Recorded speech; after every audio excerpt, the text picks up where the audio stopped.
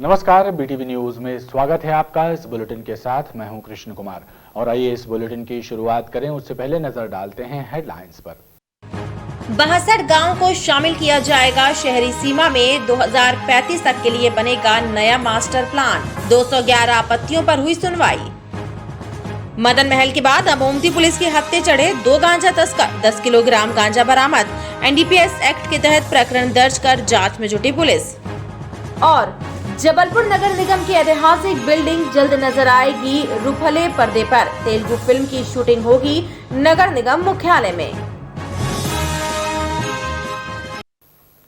26 नवंबर संविधान दिवस के शुभ अवसर पर बहुजन समाज पार्टी के सदस्यों ने बाबा साहब अंबेडकर का पुण्य स्मरण किया।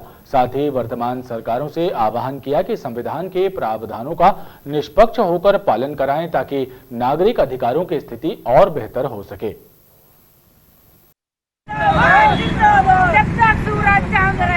संविधान दिवस के अवसर पर बहुजन समाज पार्टी के सदस्यों ने तहसील चौक पहुंचकर बाबा साहब अंबेडकर की प्रतिमा पर फूल मालाएं अर्पित कर उनके कृतित्व का गुणगान किया। बसपा कार्यकर्ताओं ने वर्तमान सरकारों से भी आह्वान किया कि संविधान के नियमों का कड़ाई से पालन कराया जाए ताकि लोगों के नागरिक अधिकारों की रक्षा हो सके।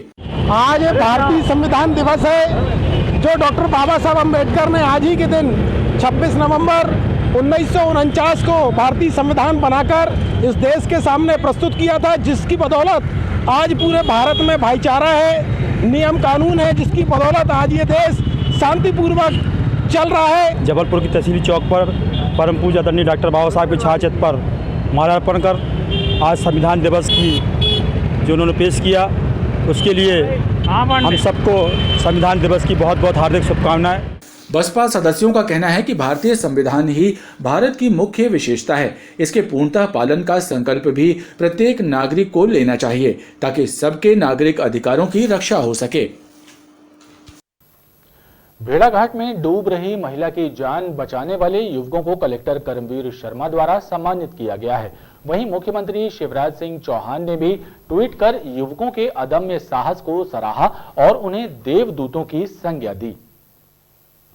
भेड़ाघाट में डूब रही महिला को अपनी जान की बाजी लगाकर बचाने वाले युवक अली और सोनू के साहस की सराहना मुख्यमंत्री शिवराज सिंह चौहान ने भी की है।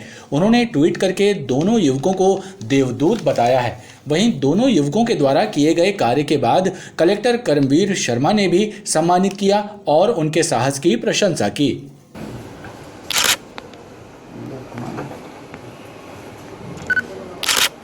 बहादुर का काम किया, इसलिए तुमको प्रमाण पत्र दे रहे हैं ना। आ जाओ, तुम भी आ जाओ। तुम्हारा नाम क्या है? दोनों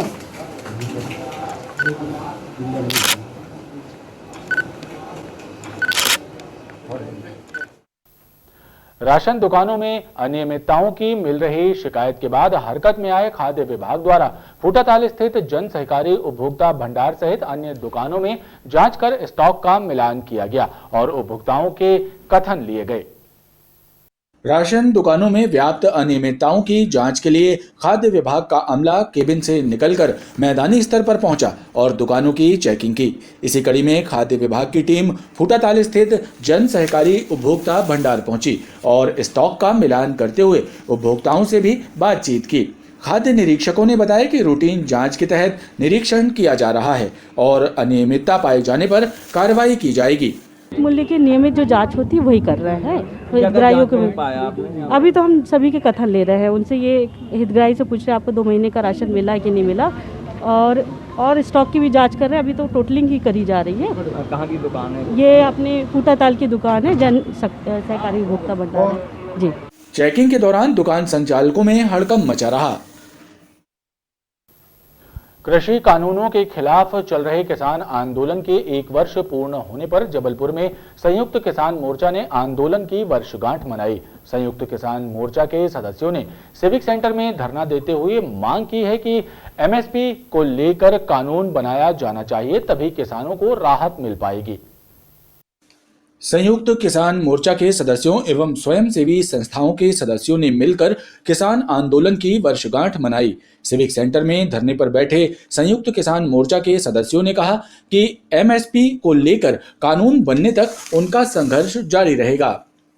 आज हम लोग जो 3 बिल वापस हुए हैं उन पर हर्ष तो व्यक्त कर ही रहे हैं, लेकिन आगे आने वाले समय में एमएसपी को कानूनी जामा पहनाया जाए इस मांग को लेकर, और तमाम मांगें जो फैक्ट्रियां बंद हो रही हैं, निजीकरण हो रहा है, तमाम लोग उपेक्षित हैं और तमाम जो व्यापारी बड़े व्यापारियों को ये हमारे प्रतिष्ठान बेचे जा रहे हैं, ये सरकार के खिलाफ आक्रोश का ये वातावरण बनते जा रहा है समाज के भीतर, और इसी आक्रोश को लेकर हम आज यहाँ पर धरने पर बैठे हैं। किसान आंदोलन के माध्यम से आज ये धरने के माध्यम से मांग करते हैं कि आशा ऊर्जा कार्यकर्ताओं को न्यूनतम वेतनमान दिया जाए और जो एमएसपी पे है पूरे देश में कानून बनाने का काम हो कि, और जो बिजली बिल है, कृषि बिल है, बीज खाद का बिल है, उन सब पर बात हो। जिस मुकदमे किसानों पे लगे हैं वो मुकदमे वापस हों। जो किसान शहीद हुए हैं उनको मुआवजा दिया जाए, उनको ज़मीन अलाट करी जाए। इन सब बातों को लेके हम लोग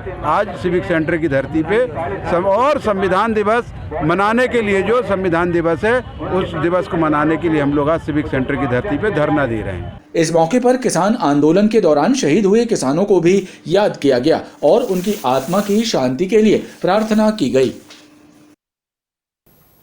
हिंदू सेवा परिषद के कार्यकर्ताओं ने कलेक्ट्रेट का घेराव करते हुए भूमाफिया हामिद हसन के खिलाफ शिकायत पत्र सौंपते हुए उसकी संपत्ति की जांच कराए जाने की मांग की है।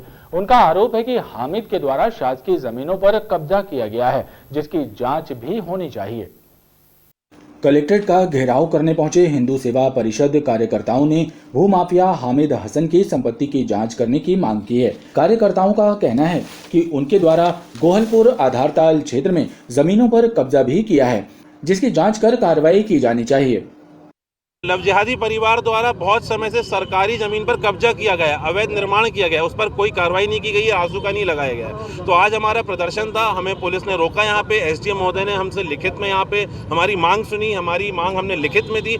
हमारी मांग यह है कि हसन पर एनएसए लगाया जाए, जितनी भी सरकारी जमीन है वहाँ से मुक्त कराई जाए, जो अवैध निर्माण है उसको तोड़ दिया जाए। अन्यथा आने वाले समय में 48 घंटे के भीतर अगर कार्रवाई नहीं की जाती है तो हिंदू सेवा परिषद और तीव्र और उग्र आंदोलन करेगा। पूरा पहाड़ काटा गया, उस पहाड़ काटने पर और नेता कॉलोनी की जो जमीन खरीदने पर कौन तहसीलदार कौन एसडीएम उसमें शामिल, सबके खिलाफ कार्रवाई करनी चाहिए और इनकी रजिस्ट्रीज को शून्य करना चाहिए। खास बात, इनके एजेंटों के पास इतना पैसा है, किसी बैंक के पास क्या पैसा हो जिनके पास पैसा है, तो इनकी पूरी संपत्ति और पैसों की जाँच करनी चाहिए और इनकी रजिस्ट्री शून्य करना चाहिए। घेराव करने जा रहे कार्यकर्ताओं को पुलिस ने पहले ही रोक लिया और बाद में प्रशासनिक अधिकारियों द्वारा ज्ञापन लिया गया।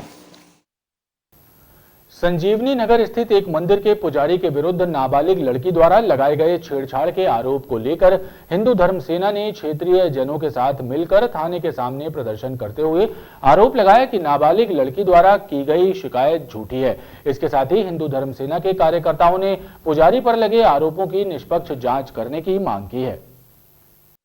संजीवनी नगर क्षेत्र में रहने वाली एक नाबालिग लड़की के साथ क्षेत्र में स्थित मंदिर के पुजारी द्वारा छेड़छाड़ किए जाने की शिकायत के बाद स्थानीय जन और हिंदू धर्म सेना कार्यकर्ताओं ने थाने के सामने प्रदर्शन किया और इसे लव जिहाद का मामला बताते हुए निष्पक्ष जांच करने की मांग की है। क्षेत्रीय जनता का कहना है कि लड़की का गैर हिंदू लड़के से प्रेम प्रसंग है और 2 दिन पहले ही पुजारी ने दोनों को मंदिर के पीछे आपत्तिजनक हालत में देखकर इसकी शिकायत लड़की और लड़के के परिजनों से की थी। मोहल्ले की एक लड़की है नाबालिग, आए दिन काफ़ी लड़के उसके मोहल्ले में घूमते रहते हैं और मंदिर के पीछे परसों दरमियानी रात ये दोनों कुछ कर रहे थे, लिप्त थे, जिसमें पंडित जी ने विरोध जताया। उक्त घटना के पश्चात लड़का तो भाग गया, ये चले गए लड़की के घर बताने के लिए कि ऐसी घटना थी। कल शांति थी, कल कुछ नहीं हुआ, लेकिन आज एकदम से वो थाने पहुंच गई और पास्को एक्ट लगाने की बात करने लगे पूरे परिवार मिल करके। ऐसा लग रहा था कि ये एक मामला ऐसा बनाना चाह रहे हैं कि इसमें पंडित जी जो बोलते हैं हमेशा एक जो सभ्य प्राणी के रूप में माने जाते हैं, उनकी भी आवाज़ दबा करके मोहल्ले में ऐसी आए दिन हरकतें बढ़ावा देती रहें। इस टाइप की घटना उक्त आज हम थाने में लेकर के उग्र आंदोलन कर रहे हैं इसका। कुछ दिन पहले उसने अपने पापा की रिपोर्ट लिखवाई थी कि मेरे पापा ने मेरे साथ में गलत किया।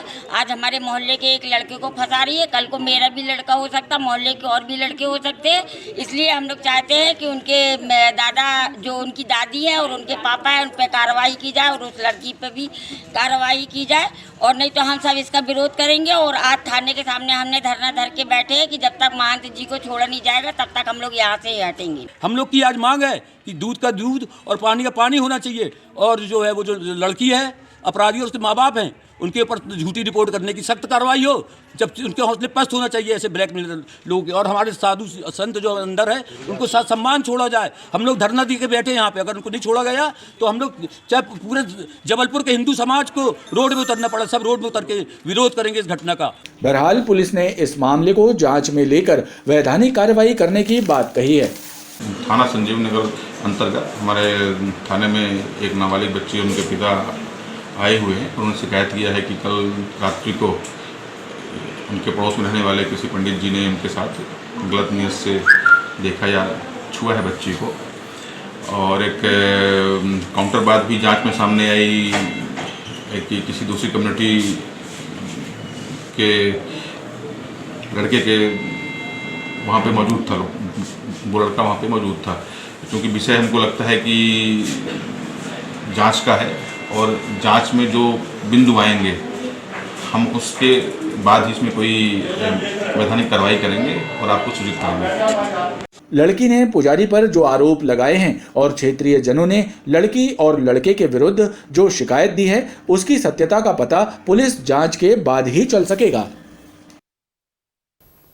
तिलवारा के नारायणपुर ग्राम में खेतों में जेसीबी मशीन चलाकर फसलें नष्ट किए जाने के मामले से आक्रोशित किसानों ने जितेंद्र अवस्थी राजा साहब के विरुद्ध पुलिस एवं जिला प्रशासन से शिकायत की है। पुलिस और प्रशासनिक अधिकारियों ने अवैध उत्खनन का मामला दर्ज कर कार्रवाई शुरू कर दी है। नारायणपुर के ग्रामीणों ने आरोप लगाया है कि दबंग जित्तू अवस्थी राजा साहब के द्वारा उनकी निजी जमीनों पर जेसीबी मशीन चलाकर फसलें नष्ट कर दी गई हैं। ग्रामीणों का आक्रोश इतना ज्यादा था कि उन्होंने विरोध प्रदर्शन करते हुए इसकी सूचना पुलिस को दी, जिसके बाद मौके पर तिलवारा पुलिस और प्रशासनिक अमला भी पहुंच गया। सीएसपी प्रियंका शुक्ला ने ग्रामीणों से बात कर उन्हें उचित कार्रवाई का आश्वासन दिया है। यहाँ नारायणपुर जो पड़ता है ये तिलवारा क्षेत्र में, तो वहाँ से सूचना आई थी कि किसी व्यक्ति ने जो है किसानों की मटर जो बोई हुई है वो अवैध रूप से उस पर जेसीबी वगैरह चला दी है। तो हम देखने आए थे, तो उसी में हमने तहसीलदार और एसडीएम को भी सूचित किया कि वो इस बारे में बताएं कि किसकी ज़मीन है क्या है। तो वो लोग अपना प्रकरण बना रहे हैं उस पर। जे हम यहाँ थे नहीं सर, यहाँ जिनको ज़मीन दिए रहे वो थे, वो मना किए तो उन लोगों ने माना नहीं और लोग ज़बरदस्ती करके चलाया उन लोगों ने रंगदारी के साथ। कौन ने चलाया? जे जित्तू अवस्थी के आदमी लोगों ने। और मना करे तो अपनी रंगदारी दोष बतलाते हैं, रईसी बतलाते। हम लोग गरीब आदमी क्या कर सकते हैं। ये यही जमीन है साहब, सब मेरी 25 नंबर पूरी सब खंडर कर डाली, इसमें फसल असल नीचे सब गेहूँ वेहूँ बोता रहा और ये देखो तो पूरे रोड बना दी, सब पूरी जमीन बिगाड़ दी। ये सब अवस्थी जी के आदमी थे साहब, उनसे तो हमारी मुलाकात हो ही नहीं पाई। उनसे बात भाई तो बोले तो सब अवस्थी जी का है, बोले यहाँ तक जामुन लगी है। जी सब कौन है ये अवस्थी जी? जित्तू अवस्थी है जी, राजा भैया करके बोलते हैं। मैं तो आज मुलाकात भी नहीं भाई मेरी उनसे कभी। नर्मदा जी का जो किनारा है वो पूरी तरह क्षतिग्रस्त कर दिया है, जिससे कि बारिश होने वाले समय में जो बारिश होगी, बारिश का पानी पूरे गांव में घुसने की आशंका है। लोगों की फसलें बर्बाद हुई हैं इसमें। हाँ, एक किसान है संतोष करके, एक प्रेमलाल पासी जी हैं, उनके मटर की फसल जो है पूरी तरह तबाह हो चुकी है। सीएसपी के अनुसार प्रशासनिक अधिकारियों द्वारा अवैध उत्खनन का प्रकरण दर्ज किया जा रहा है। रांची के इंदिरानगर स्थित स्कूल के पास असामाजिक तत्वों के द्वारा छात्राओं के साथ छेड़खानी किए जाने और अवैध रूप से नशीली वस्तुओं का विक्रय होने की शिकायत अधिवक्ताओं के एक प्रतिनिधिमंडल ने एसपी से की है और स्कूल के पास से चाय पान के टपरे हटाने की भी मांग की है। अधिवक्ताओं के एक प्रतिनिधि मंडल ने एसपी कार्यालय पहुंचकर रांची के इंदिरानगर स्थित स्कूल के पास असामाजिक तत्वों का जमघट लगा होने और छात्रों को परेशान करने एवं छात्राओं से छेड़खानी करने की शिकायत की है। उनका कहना है कि स्कूल के आसपास जमे पान के टपरों में भीड़ लगी रहती है और बदमाश प्रवृत्ति के तत्व वहां से अवैध रूप से नशीले पदार्थों का भी विक्रय करते हैं, जो युवा पीढ़ी के लिए खतरा है। इन टपरों को वहाँ से हटाना चाहिए और वहाँ पे जो फरारी काट रहे हैं, जो जेल काट चुके हैं, ऐसे मुजरिम भी आए दिन वहाँ झाड़ियों में छिपे रहते हैं। कल को लड़कियों के साथ कोई घटना हो, बलात्कार हो, रेप हो, इसलिए हम लोगों ने प्रशासन को आगाह किया है कि वहाँ पर पेट्रोलिंग की जाए और वहाँ पर जो फालतू असामाजिक तत्वों का जमावड़ा है उसे हटाया जाए। अधिवक्ताओं ने स्कूल के पास से चाय पान के टपरे हटाने सहित असामाजिक तत्वों पर कार्रवाई करने की मांग की है। ट्रेनों में चोरी की वारदातों को अंजाम देने वाले कानपुर के एक चोर को जीआरपी ने गिरफ्तार किया है और उसके कब्जे से सोने की 2 चेन बरामद की हैं। चलती ट्रेनों में पलक झपकते ही लोगों के कीमती सामानों सहित सोने चांदी के जेवरातों पर हाथ साफ करने वाले चोर को जीआरपी ने गिरफ्तार किया है। थाना प्रभारी सुनील नेमा ने बताया कि चलती ट्रेनों में चोरी और चैन स्नैचिंग की वारदातें सामने आ रही थी, लिहाजा रेल पुलिस को चोर की तलाश करने का जिम्मा सौंपा गया था और आखिरकार उसे गिरफ्तार कर लिया गया। आरोपी कानपुर उत्तर प्रदेश का रहने वाला विनोद यादव है और उसके पास से सोने की 2 चेन बरामद की गई हैं। विनोद यादव पिता गेंदालाल यादव ये कानपुर देहात का रहने वाला है। इसने पूछताछ में कुछ घटनाएं गंगा कावेरी में करना बताया।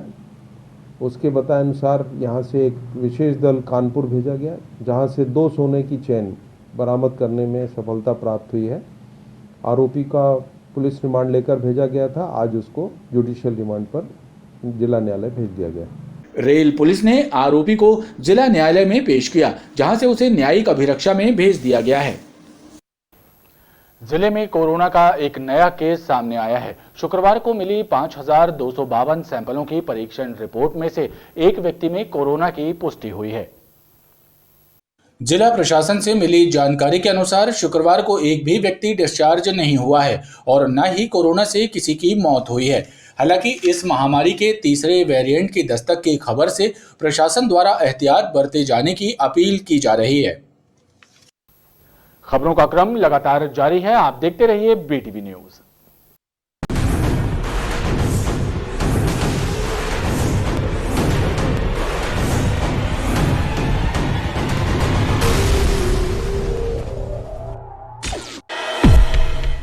देश आज 71